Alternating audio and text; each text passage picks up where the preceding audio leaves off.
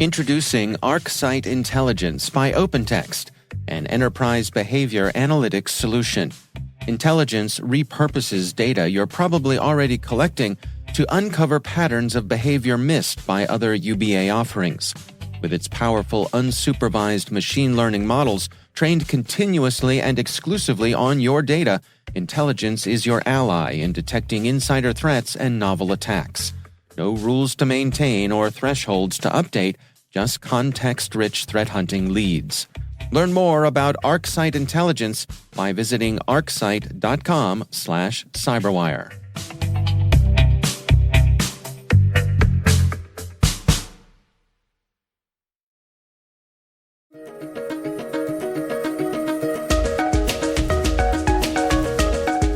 Hello, everyone, and welcome to the CyberWire's Research Saturday. I'm Dave Bittner, and this is our weekly conversation with researchers and analysts tracking down the threats and vulnerabilities, solving some of the hard problems, and protecting ourselves in a rapidly evolving cyberspace. Thanks for joining us.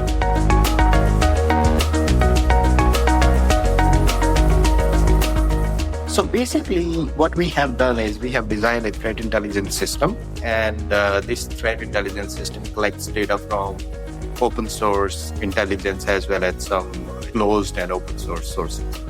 That's Amit Malik. He's Director of Threat Research at Uptycs. The research we're discussing today is titled Unwanted Guests, Mitigating Remote Access Trojan Infection Risk.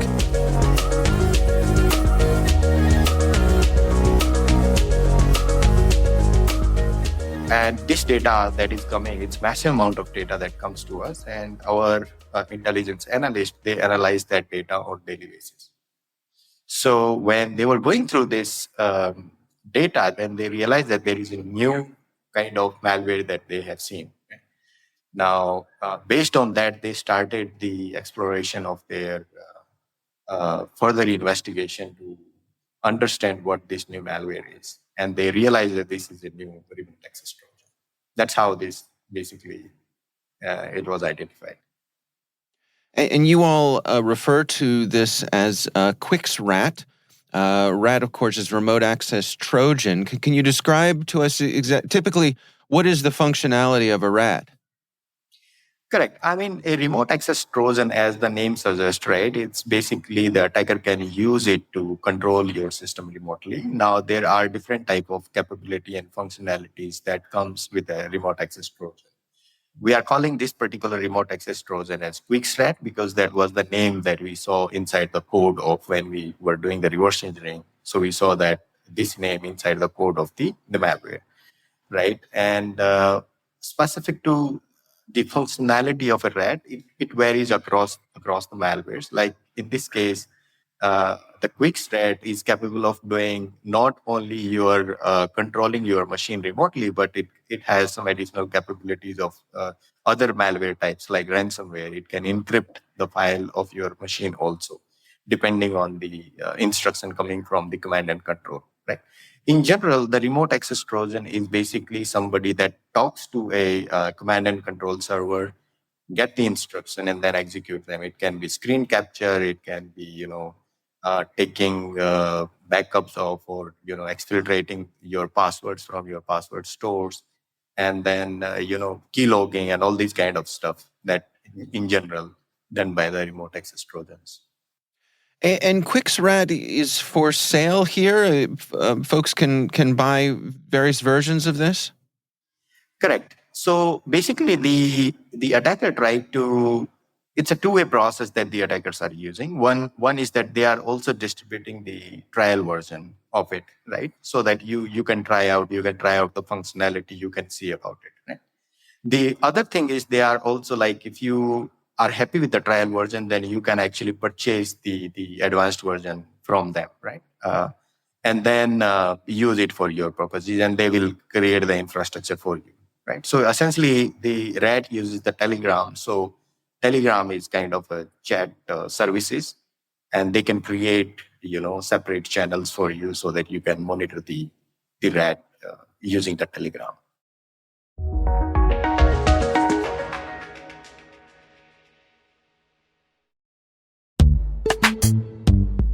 This episode is supported by Code Comments, an original podcast from Red Hat. Be honest, do you comment your code? When you're working on a project and you leave behind a small note in the code, a code comment, to help others learn what isn't clear in the code. Sometimes we leave comments for other people. Sometimes we leave comments for ourselves, a type of breadcrumbs. There's a lot of work required to bring a project from purchase to production, and the documentation doesn't always cover changing team dynamics. So the Code Comments podcast, which is hosted by Jamie Parker, he's a Red Hatter and an experienced engineer. In every episode, Jamie recounts the stories of experienced technologists from all across the industry who share what they've learned from implementing new technology. So if you're interested in real stories from real people going through real change, check out the Code Comments podcast. You can search for Code Comments in your podcast player. We'll also include a link in the show notes.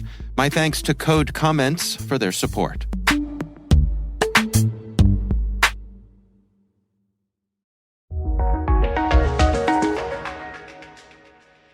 Well, let's walk through the workflow here of QwixxRAT. How does someone typically find themselves infected, and then how does it go about doing the things it wants to do?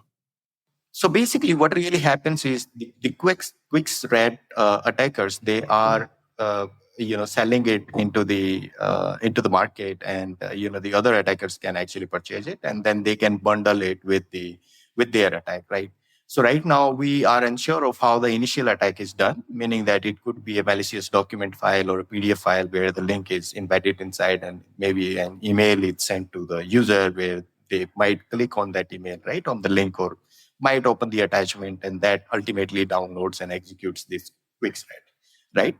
So essentially, after the infection, once it lands into your system, it does couple of things, like it creates it's identify whether it's running into the virtual environment or not.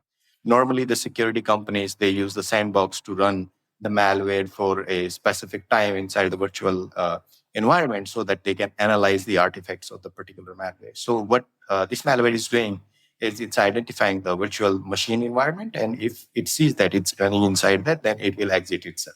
And the other mechanism that it has is basically it creates mutex to run its a single copy or a single process at a time, right?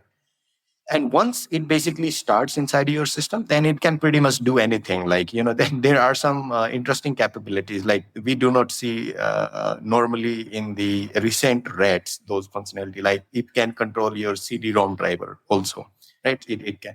Now, CD-ROM driver is not very popular these days. It was back in the days, right? So back in the days, the RAT used to have that functionality, but it also have that functionality. So what we feel is that it has used some old code of some of the RATs, right? And our link is somewhere around Toxic Eye. And it has modified that code and created this new version of this RAT. So once it is installed on your machine, it can actually control the entire things on your machine. It can take screenshot. It can capture all of the keys that you are pressing. It can extract the password from your Google Chrome and Firefox and other browsers. There are lots of services that it supports, like your Telegram credentials and many other things that are supported inside that we have listed on our blog. Yeah, that's I mean from a kill chain perspective that it does. Yeah. And as you mentioned, and the blog really lists quite a number of things that it's capable of doing here. We don't have time to go through all of them, but are there any that are particularly interesting to you that really caught your eye in terms of its capabilities? Yeah, so one thing that we realized in this RAT is that it has a functionality of encrypting your files as well, right? So this is a kind of functionality we see in the ransomware attacks, right? So that's not normal behavior of a remote access Trojan, because remote access Trojan provides you the access and then you can accelerate the data and so on and so forth.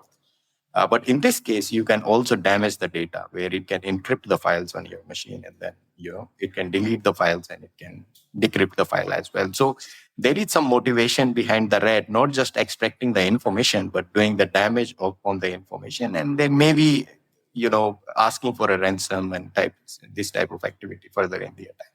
Right? So that is something that is we see is a kind of relatively new. And the other thing is the interesting about this rat is that it's not using the conventional command and control like you have attacker hosted infrastructure where you are receiving the commands from the attacker hosted infrastructure. Instead, what these guys are doing is they are using Telegram as their command and control. So Telegram is a normal chat applications, right, used by the organizations and the people around the world. So, you know, using the Telegram to control the remote access Trojan, it's something that we are seeing in recent past, like, in couple of 1 or 2 years, there is a significant rise in the malwares that are using Discord and Telegram to carry out their operations. So that's also kind of interesting in this malware. Well, what are your recommendations for folks to protect themselves against this? So in general, Dave, what we recommend to the people is that you should not really click any link coming inside your email from, think twice about clicking the link or think twice about opening an attachment that is there, right? Clicking on those things, and do not really browse the random websites that are there, right? But even then, there are possibilities that there could be a 0 day that might lands up and then, install this type of malwares on the system. So the best protection is to keep your security controls up to date and keep your system up to date, all your browsers or your email clients or the chat softwares up to date, and apply all the security patches that are coming. And then be vigilant about clicking all the links and opening and browsing unnecessary stuff on the system.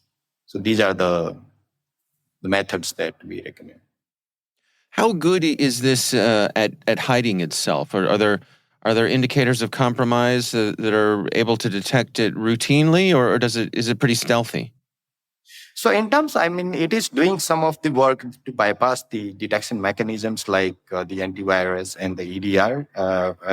So normally it is trying to, it's using a function called wait command thread. And the purpose of that function is to wait when it does the activity so that the monitoring or the correlation that is done by the security softwares can be kind of broken in between, right? So some functionality is there in order to evade the detection mechanisms, but there are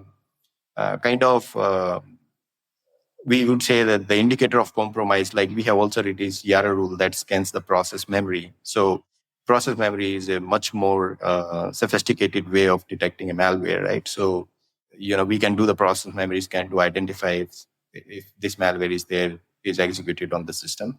But apart from that, it also touched the other files like browser credentials, right, and stuff like that. And normally the security softwares doesn't monitor if there is any access or any third party is trying to access these password store files or history and stuff like that. So the malware is trying itself to make it stealthy as much as possible. But we do also see that there is an opportunity for the security softwares and at the defender side that there is enough evidence that people can detect it. Is there any sense for how widespread this is? So as of now, we do not really know how bigger the impact is. Right now, we know that there was a Telegram channel where the attackers were actually broadcasting it. And there were two models. One is that you can try out as a free trial and you can purchase it. And there was also a distributor model, meaning that you can be a distributor where you can distribute this forward and then they will compensate you as a part of that process, right? The moment we released a blog after around 2 weeks, we again, tried to reach that Telegram channel that was making these announcements. And now we see that channel is private. Now we cannot access that anymore. So earlier it was public and people could access that. So as of now, we do not know the overall scope of how bigger the attack is and how many people are impacted.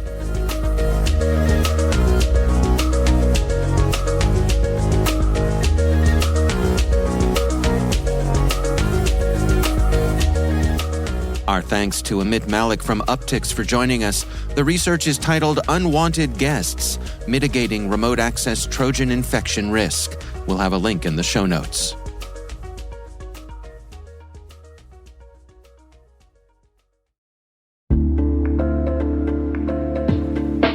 Learn the cloud TTPs of Lucre 3, a group that overlaps with Scattered Spider and is responsible for breaching the cloud environments of some of the largest enterprises in the world. Permiso is now offering complimentary briefings on this threat group with Ian All, Senior Vice President of P0 Labs and former Head of Advanced Practices at Mandiant. These briefings help security teams better defend against attacks orchestrated across identity providers, IaaS, SaaS, and CI/CD pipelines. Head to permiso.io to schedule your free briefing today.